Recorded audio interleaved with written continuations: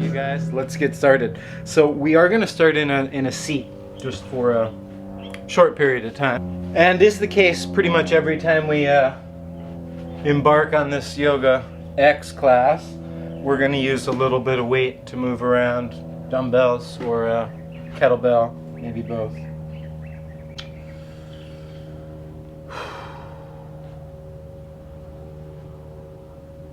But before we get moving around quickly, let's settle in.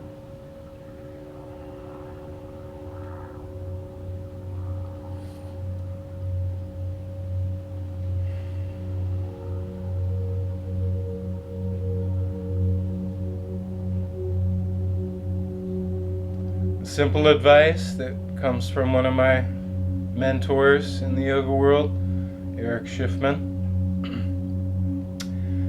When you're taking your seat, just get grounded through what's on the ground.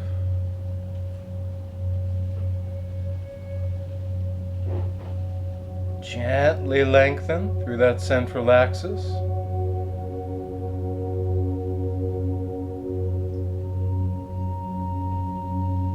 Somehow sense a little opening around the crown of the head.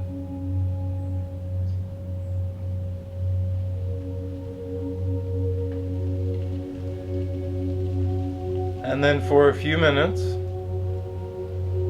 listen inwardly.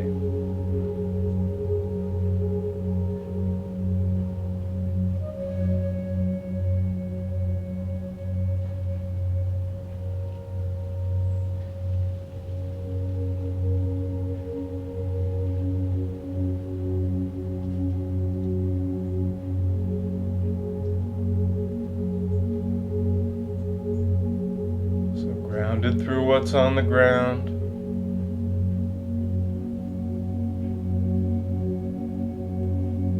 Gently extended through the central axis.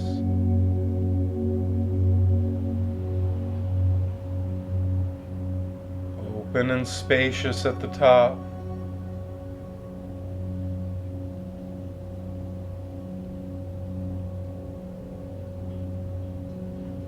And listening inwardly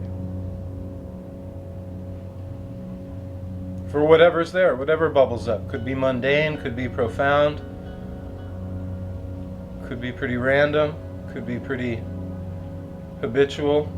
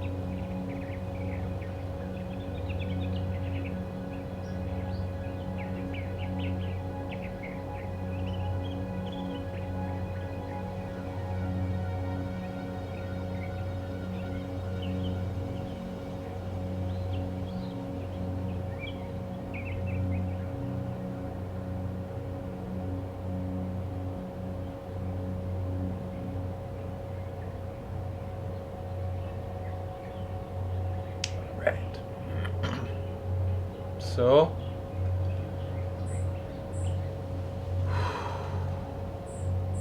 Let's move just a little bit. We're going to stay in our seat for just a couple minutes, y'all. But let's start with some gentle movements for the head and the neck. And just begin a little yes gesture. Flex and extend.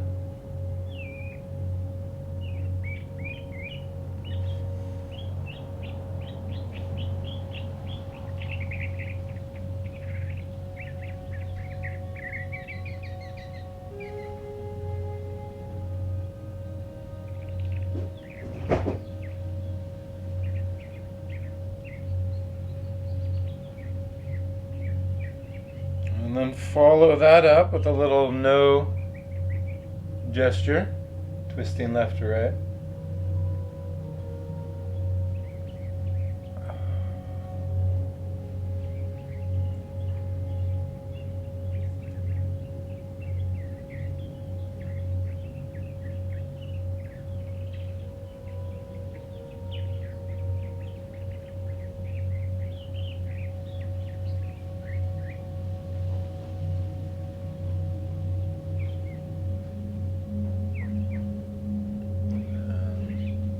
Next, let's move into a little lateral flexion,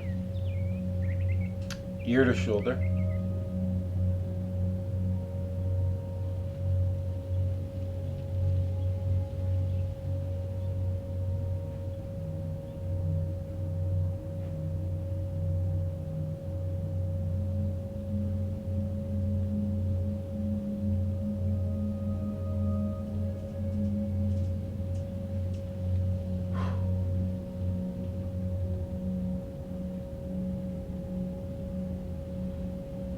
Next, let's drop the right ear toward the right shoulder and use the right hand and add a little extra stretch.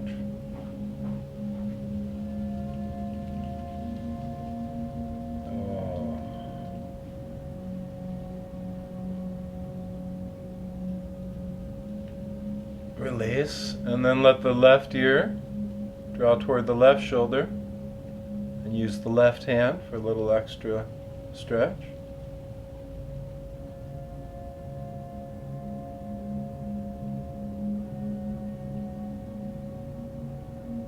And let's try that one more time to side one. So whatever side you tilt toward, use that hand.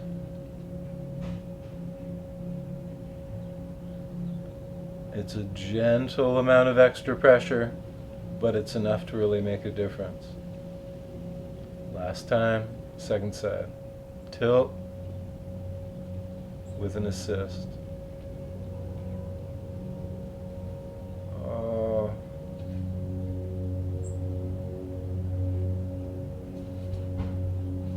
Okay, and then come back. One more time to side one, tilt, but also add a little tuck.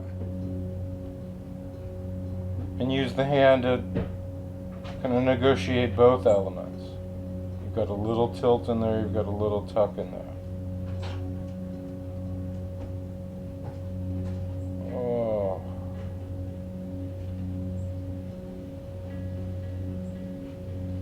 Okay. Same thing on the other side. Tilt, and then you've got a little bit of the turn as well. So side movement and a twisting movement with a little bit of leverage.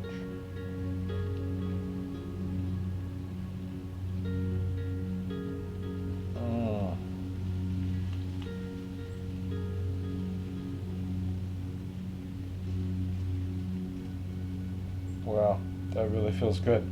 And then let's release that, everybody.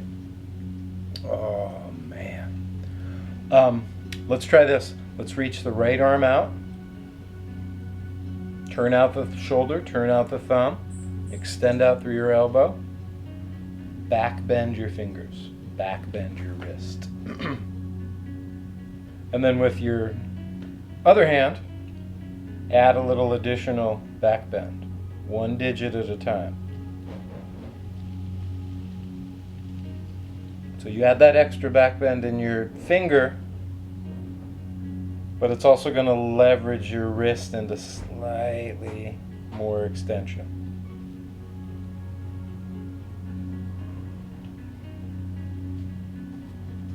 Hold back with the thumb, slightly different angle.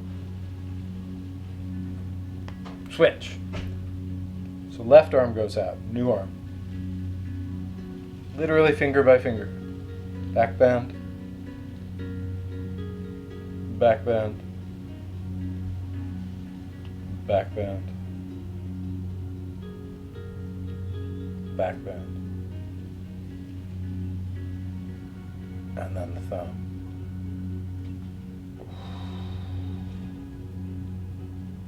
Shake it out.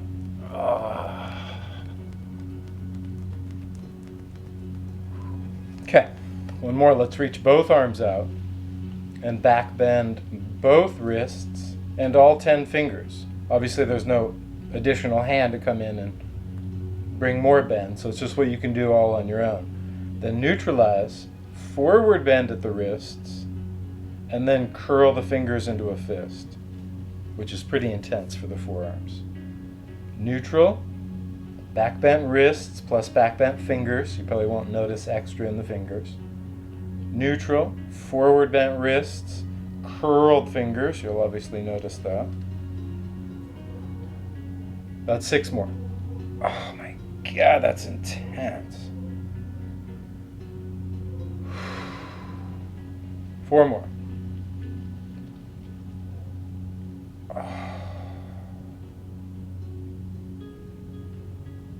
Oh my goodness, last 2. Last one. Oh, let's shake that out.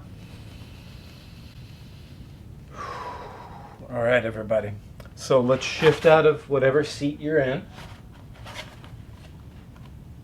and then come to all fours.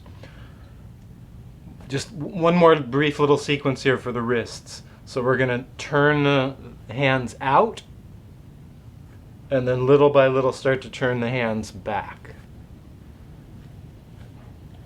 It's basically that same shape you just did when you were seated. Ooh, but now there's a little more weight going on, a little more to resist. Oh, and the stretch is a little stronger. About 5 big breaths here. Now if this is too intense, you've got a few options. You can just kind of have more weight forward, so your wrists are in a little less back bend. If it's not intense enough, you can lean back more.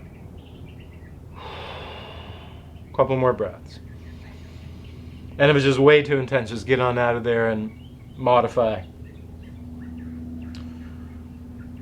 Oh man, that's good. Let's tuck the toes. Try to squeeze the heels together. At this point, you probably notice the intensity, or you probably hardly notice the intensity in the feet, just because it's still likely largely in the wrists. Let's change that. Sit back onto those tucked toes. Try to actively squeeze your heels together.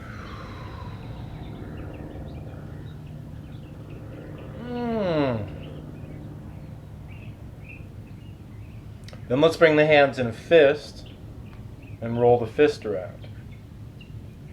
So the heels of the hands are closed, but nice circular movements. Oh man, and circles the other way.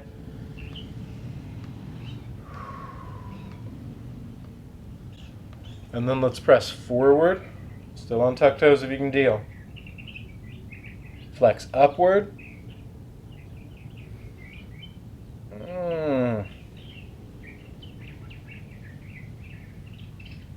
Back to forward. Shake it out. Okay? Then we're going to set the backs of the hands on the ground, possibly.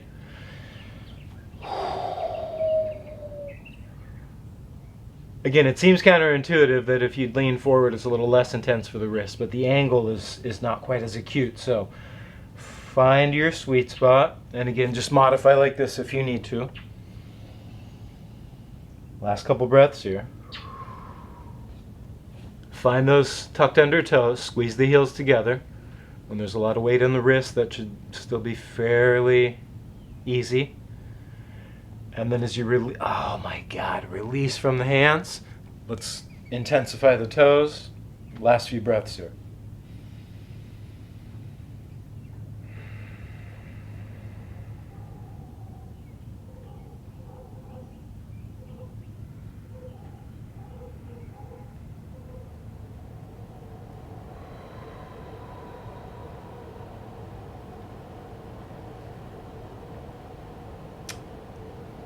Next, let's sit on untucked toes. So we're on the tops of the feet, on the toenails, where the shoelaces would be tied. And if it feels pretty good on your ankle, gently, gently see if there's a little more room for flexibility. In that, the knee angle stays uniform, even though the knee comes off the ground. That angle actually stays the same, and you move through any available range of motion in your ankle joint. Last couple. Oh, that's good news right there. Okay, then let's release. We're almost up, y'all. We're gonna switch to 1 foot flat on the ground, the right one, and 1 foot tucked toes. Okay? So you got a flat foot and a tucked foot. You're going to lean forward with your body weight and with the angle of your knee forward into the flat foot. Down with the flat-footed heel, but forward with the flat-footed knee. It should feel like your flat-footed calf and the Achilles tendon are on maximum downward stretch. Oh my God, that's good. Let's switch sides. So now I've got a right set of toes tucked and a left foot flat. I'm letting my knee exceed the angle of the ankle. Oh my goodness, that really, really cooks though. Last one to side one.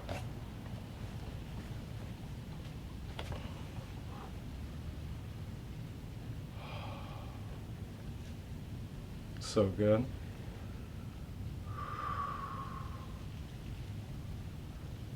Last one to side two. Oh man.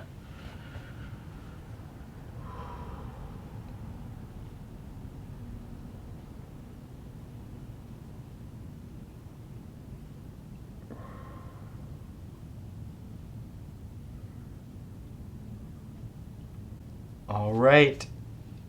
From here, we're going to transition up to standing. All right.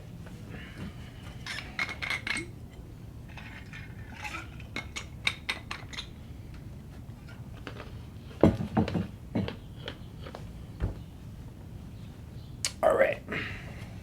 So we're just going to get right to the weights.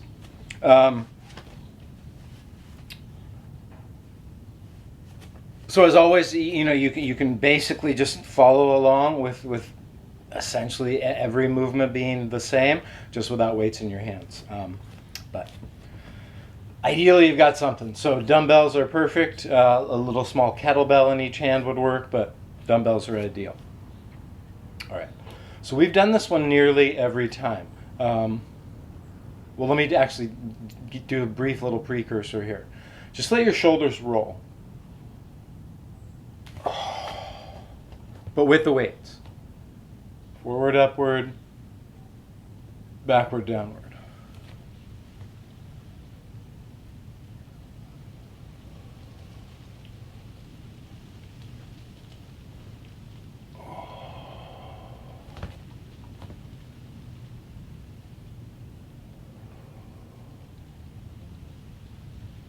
It's a very different kind of move when you're holding some weight.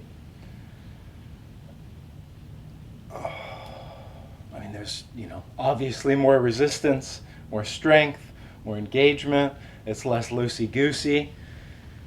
And doing this loose without weights isn't bad. It's just a different kind of scene for your shoulders. Let's go the opposite direction.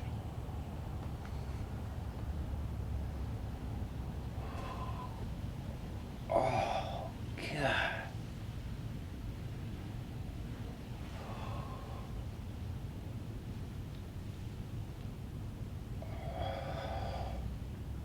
Last couple.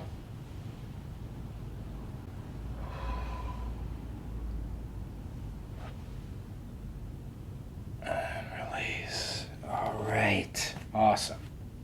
All right. So now let's get to this one that we've done most every time we've done one of these sessions. So it's great standard movement that's, you know, kind of a crossover with yoga and traditional weightlifting exercises. Okay, so first, get stable through your entire trunk, belly and butt in particular. Turn the palms forward. Curl the bells up. Turn the palms forward again. Press the bells up. Pull down. Turn the palms toward you. Slow tricep extension, which you could miss and just sort of like haphazardly let the arms come back down, but instead you're focusing on that part, even reaching back a little bit. And let's try 10. So it's a curl to a press with those little wrist movements. A curl to a press with those little wrist movements. 6 more. You've got steadfast structure in your legs, belly, butt. If you tuned in recently, maybe you remember one of those Tadasana cues to help keep your body really stable through your feet and all the way up into your hips. Just kind of those working feet. 2 more. Last one. Good. All right, next, let's set one of these guys down. Reach the arms forward. Hold on like this. And turn.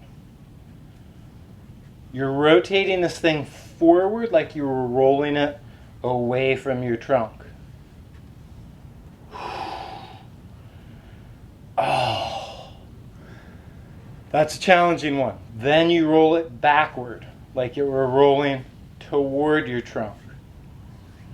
You can also do this just basically like wringing out a towel. Super good work for your forearms, your hands, your grip strength. So forward once again, and then backward.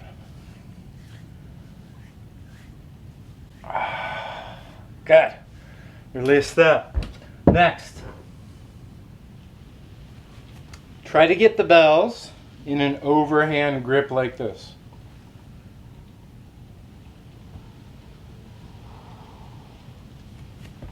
It's very different.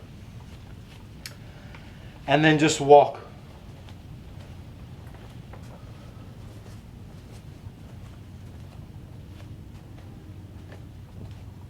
"30 seconds or so.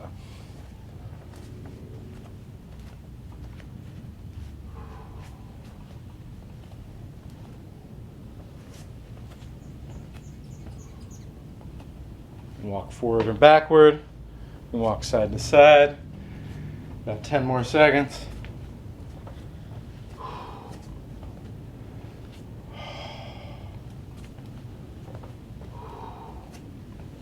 Awesome. Let's release. Let's come back to holding these guys normal style.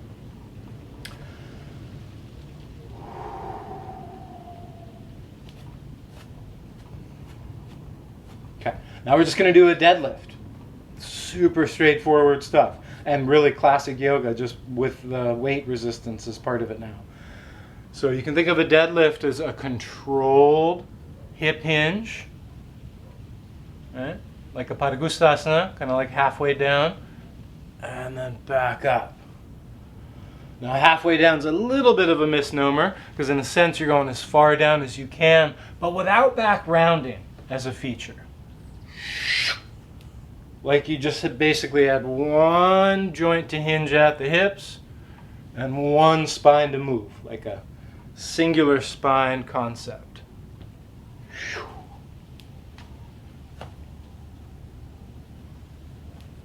5 more.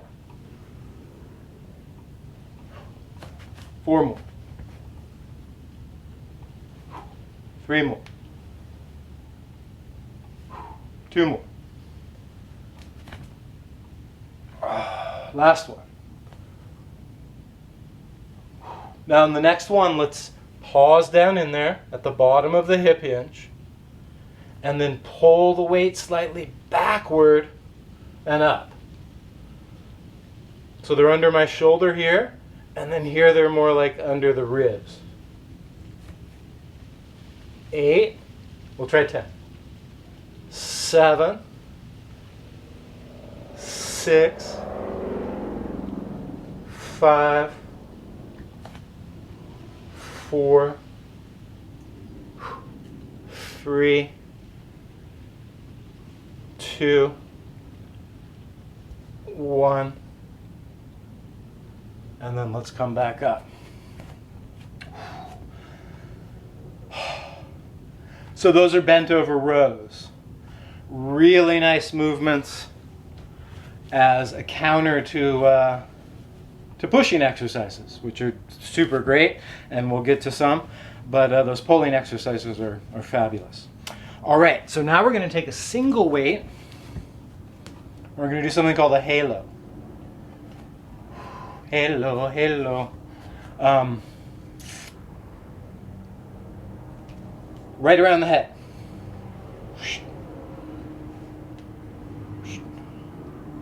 Just like you're making a halo.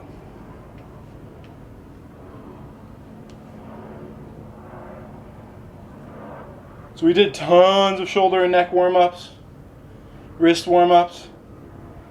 All of those are helpful for this guy.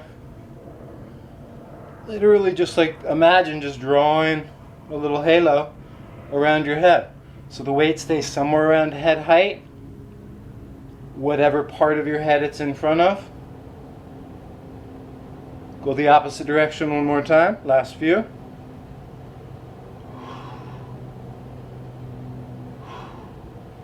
This could be a new one for lots of you. And last time, second side. And there's not a second side, it's just, you know, clockwise, counterclockwise. Oh, that's such a cool one. All right. And then let's release. Goodness. Let's set these guys down. All right.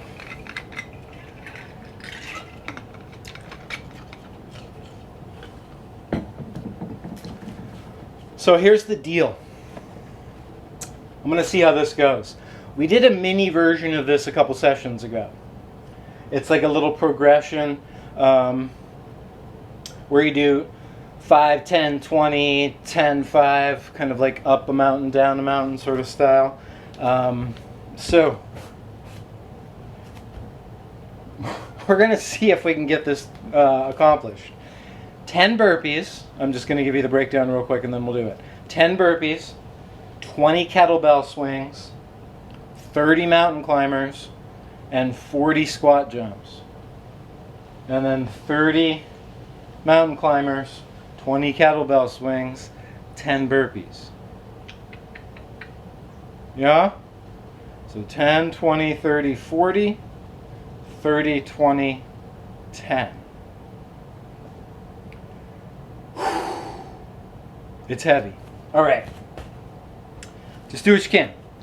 So round 1, 10 burpees, well executed. Now remember, the burpees can be 1, 2, 3, 4, 5, 6, 7 points. That's a really clean one. It's limb by limb. There's no jumping. There's no push-up. It's just get into plank and stand. Get into plank and stand. Now if you're really efficient at that one, we've only got 4 more to go. Maybe you want to get in a couple jumps. I wouldn't worry about jumping up because we'll get squat jumps at the peak of this one. Last burpee. Next. You'll probably go back to the dumbbell, as you may not have a kettlebell. But you're doing kettlebell swings. Yeah? So with or without a kettlebell, even without weight, swing. Yeah, don't swing way higher than your shoulders. So be mindful there, Mel, more of a hip thrust.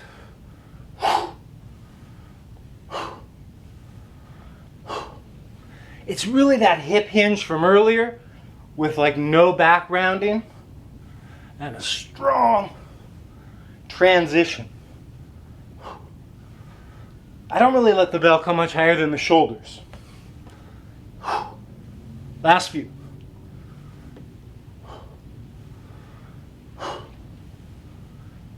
Next, we were going for 20 of those guys. Mountain climbers. Mountain climbers are basically one-legged bridges. I'm sorry, one-legged planks. So you're in a plank and you climb.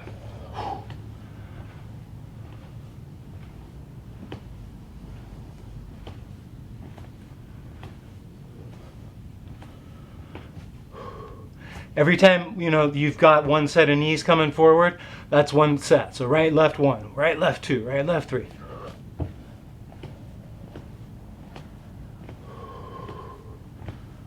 $30.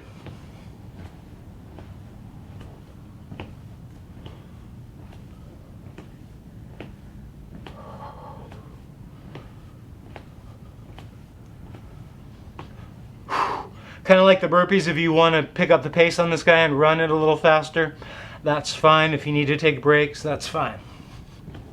Last 10.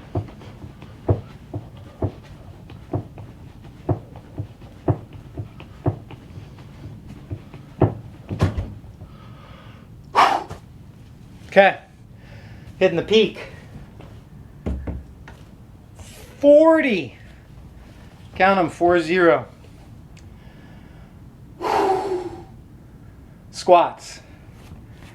And at the top of the squat, jump. Now, 40 of those might just, wipe you out, but that's kind of the idea. But if it's too much, just do squats. Right?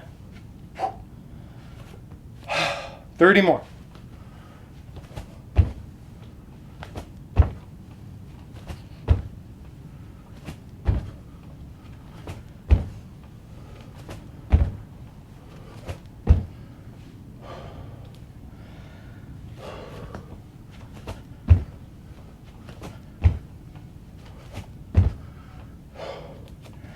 $20 more. How can that be right? Goodness. Every one of these is full effort. You might not have a lot in the tank, so full effort's relative. Oh, but if you got tons of juice, last like probably 10 big full jumps. Jumping every time.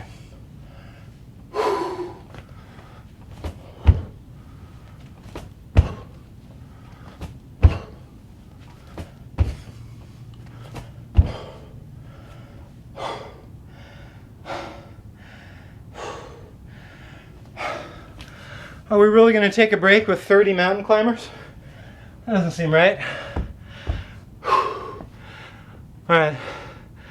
We knew the job was dangerous when we took it. So, 30 mountain climbers.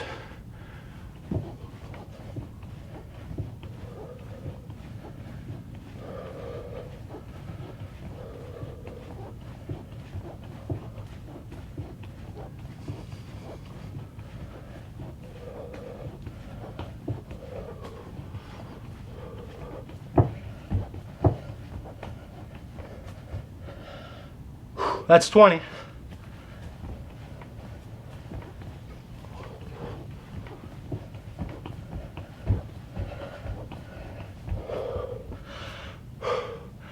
That's 30. Kettlebell swings. 20.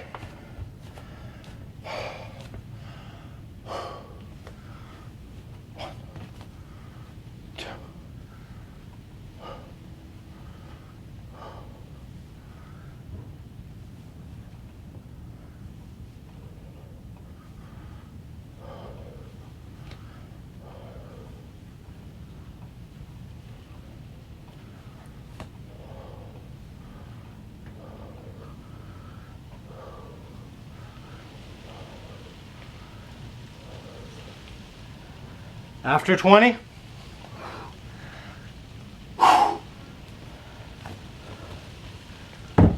last 10 burpees.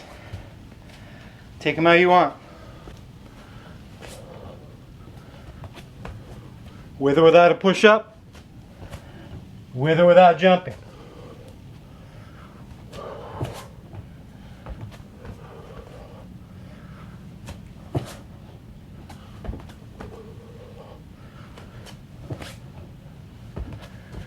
Might alternate which leg goes back first, which leg comes forward first.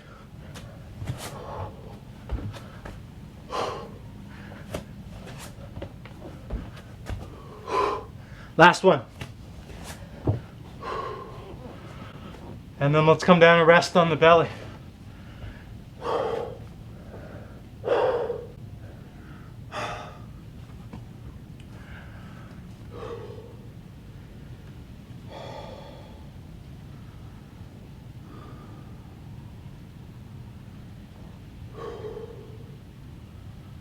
Just find your breath again.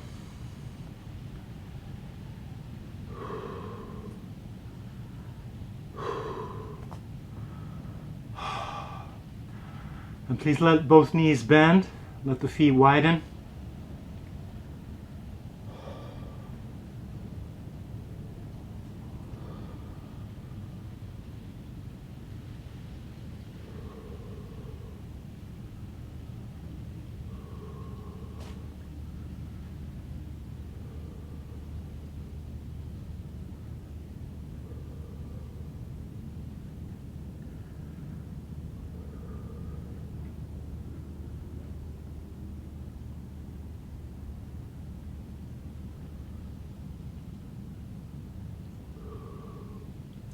So that was basically 160 different repetitions.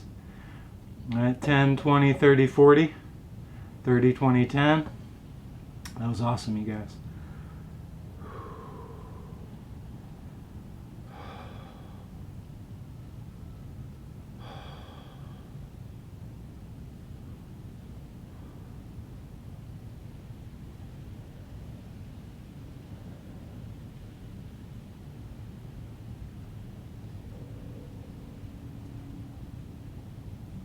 Now from here, let's reach one arm forward along the ear, take the other arm and catch hold of the foot. And let it roll up in your shoulder. Kick the foot back so it even takes the arm a little bit with it. Try to contract the butt cheek on this bent leg side.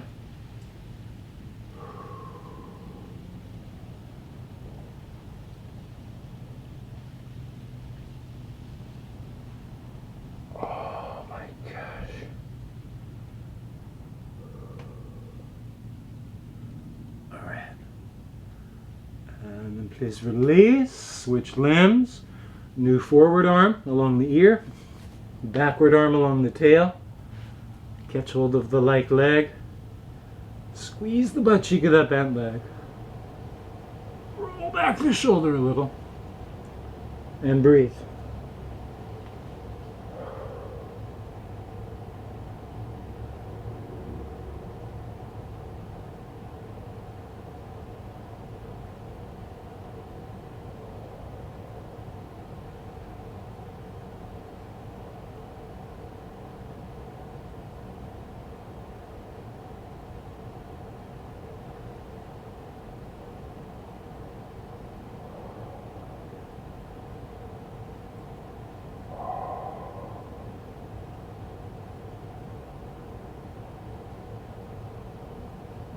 Okay, and then please, when you're ready, release that.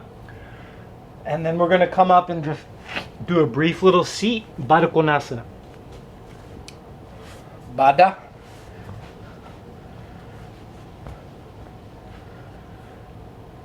It's like a bound angle. Oh.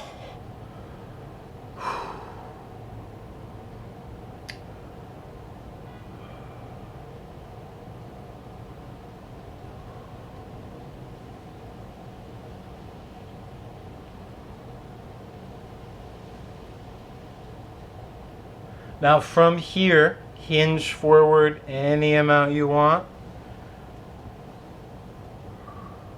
And if you want to modify the pose a little bit, you can take the feet forward more.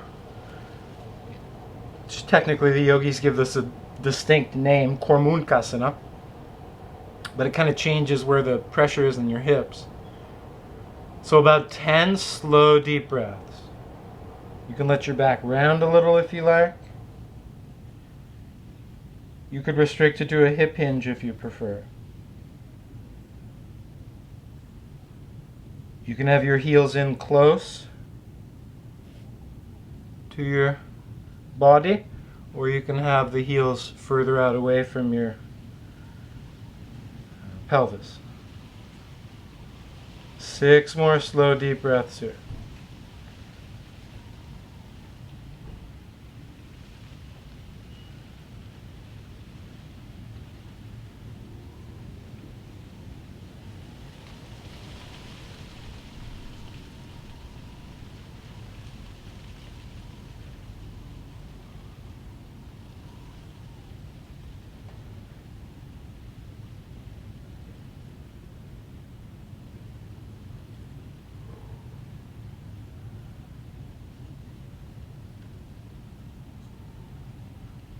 Ever so slowly ease out of the shape. Let's extend the legs, and then we can bend them and scoot the seat toward the feet. Roll back onto your sacrum and your ribs.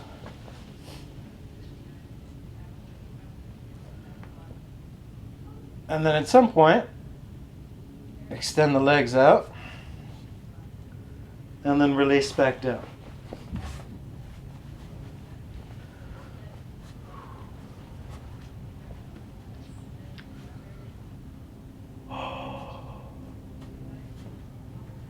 All right. Took us a little while, but we got down here on our back.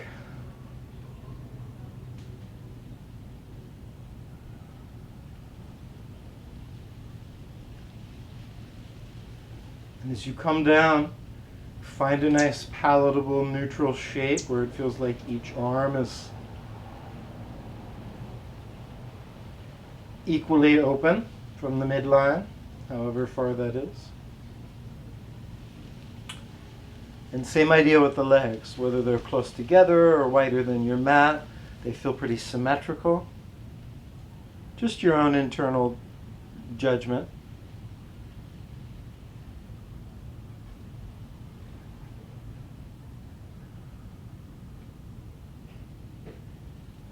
And then take your awareness down to your feet. And if it helps, you might even do a little wiggling of the toes, or just like a gentle awakening movement. And then deliberately, consciously let your feet relax, toes included.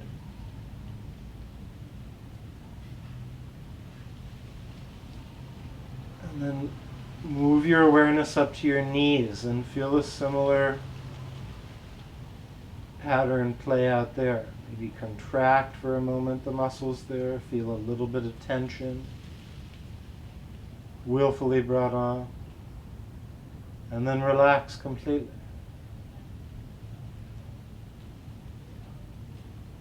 Now you can do that up around the hips and the glutes and in the belly at the same time, and just kind of grip, feel that strength, that contraction. And then, even more importantly, for Shavasana, feel that moment where you let go. And then just stay in that zone, in that body part. Now you might try this in the hands and the arms, just make fists. Feel tension. And as you let it go, really sink into that sensation of release.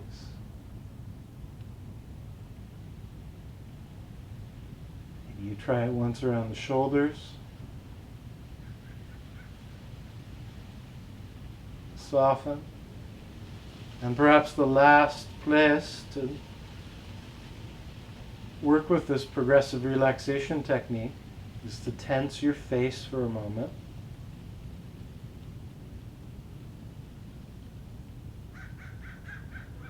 And then completely let go.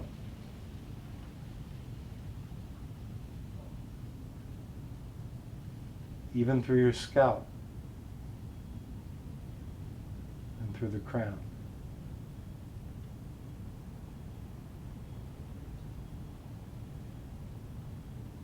And just feel those lingering sensations of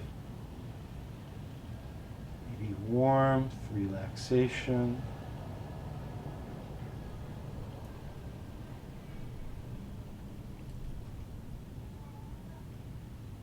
And then just drift effortlessly into a few minutes of Shavasana.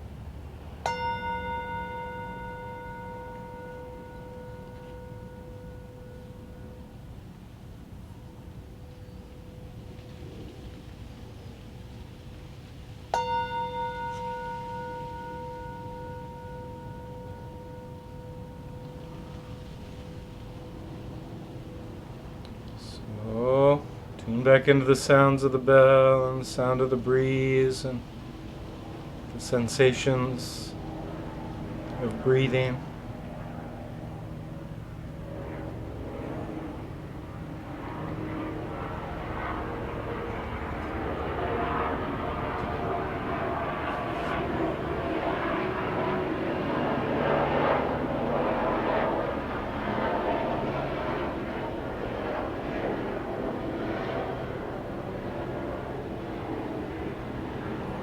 And then please make your way up to a comfortable seat if you have yet to do so. It can be the seat we started with or just a simple crossed leg.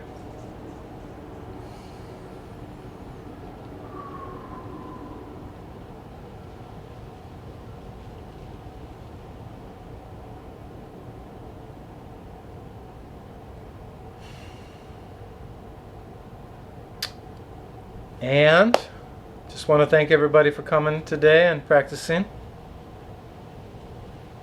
Namaste.